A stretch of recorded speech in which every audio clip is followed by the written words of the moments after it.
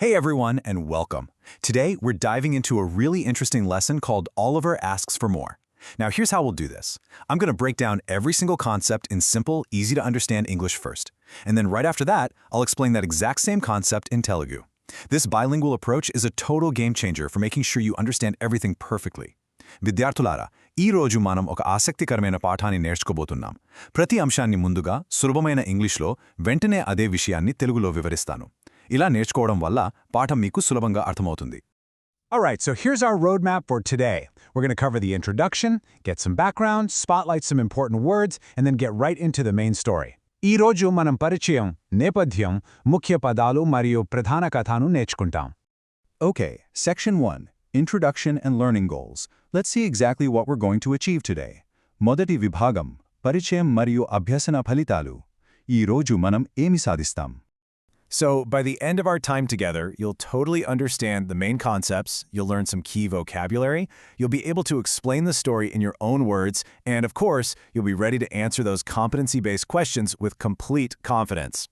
ఈ పాఠం పూర్తయ్యేసరికి మీరు ప్రధాన అంశాలను అర్థం చేసుకుంటారు, కొత్త పదాలు నేర్చుకుంటారు, కథను మీ సొంత మాటలో వివరిస్తారు మరియు ప్రశ్నలకు సమాధానాలు ఇస్తారు.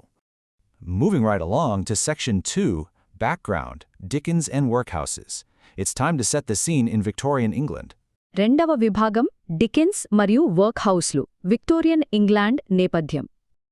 You know, the famous author Charles Dickens wrote his classic novel Oliver Twist way back in 1838. And he didn't just write it for fun, he wrote it to expose the really intense, heartbreaking hardships that poor children faced every single day in Victorian England. Victorian ఇంగ్లండ్లో పేద పిల్లలు పడుతున్న కష్టాలను తెలియజేయడానికి Charles Dickens 1838లో Oliver Twist నవల రాశారు. So, what exactly was a workhouse? Well, it was basically a children's home run by the local parish, where poor orphans were sent to live, but also to do hard labor. And the board we'll talk about? That was a group of wealthy, powerful gentlemen who ran the whole place. Workhouse ante, peda anata pillalu undi panitese oka ashramam. Board ante, e ashramani narpe kundamandi danika vyaktila brundam. Now for Section 3, Key Vocabulary Spotlight. Let's look at a few really important words for this lesson. మూడవ విభాగం, ముఖ్య పదాలు. ఈ పాఠానికి సంబంధించిన ముఖ్యమైన పదాలు. Our first word is oakum. It's a noun, and it literally means the loose fiber you get from untwisting and picking apart old, tough ropes. Imagine this. Little Oliver was brutally ordered to wake up and do this painful work at 6 o'clock every single morning. మొదటి పదం ఓకం. పాత తాళ్లను విడదీసి తీసే నారను ఓకమంటారు. Oliver ప్రతిరోజు ఉదయం 6 గంటలకే ఈ కష్టమైన పని చెయ్యాలని వాళ్లు ఆదేశించారు. Next up is surly. This is an adjective that means serious, angry, or just generally bad-tempered. The gentlemen in charge of the workhouse were incredibly surly. I mean, they showed absolutely zero sympathy for a crying little boy. Tarvata padam surly. Ante kopamga leda chirakuga undatam. అక్కడున్న అధికారులు చాలా కోపంగా ఉండేవారు. ఏడుస్తున్న ఆ బాలుడి పట్ల వారికి ఎలాంటి జాలి లేదు. And our final vocabulary word is gruel. It's a noun, and it describes a really thin, watery liquid food, basically just oats or rice boiled in hot water. This practically tasteless stuff was the terrible daily diet forced on these children. Chivari padam gruel. Ganjilanti polichati aharanni gruel antaru. Workhouse-loni pillaలకు ప్రతిరోజు పెట్టే దారుణమైన ఆహారం ఇదే. Let's jump into Section 4, the Gradual Starvation Plan. This covers the incredibly cruel system designed by the so-called Wise Board. నాల్గవ విభాగం, క్రమంగా ఆకలితో అలమటించడం, బోర్డువారి క్రూరమైన వ్యవస్థ. Now get this. The board actually believed that workhouses were giving out way too much free food. It's crazy, right? So they came up with this cruel plan of gradual starvation. They decided to give the children only 3 tiny meals of thin gruel a day and maybe an onion twice a week. That's it. Workhouse-lo chitanga ekwa aharam narani bordavala ankonaro. Kabati pilalaku roju ku mudapudala kevalam palachati ganji matrame ichi. Warini kramaga akalito champila oka kruromena pranalika visero. So here's what their agonizing daily routine looked like. 1. A giant copper bowl was brought out into the freezing stone hall. 2. Only one single basin of gruel was served per boy. 3. The boys were literally so starving that they would lick their bowls totally clean and even suck their fingers just for a taste. And 4. It got so bad that the starving boys actually cast lots, like drawing straws, to decide who would have to go up and ask for more food. Which brings us to the word voracious. It's an adjective meaning wanting to consume massive quantities of food, basically ravenous. The boys in that workhouse were so voracious, so completely starved, that they were actually terrified one tall boy might just snap and eat the weaker boy sleeping next to him.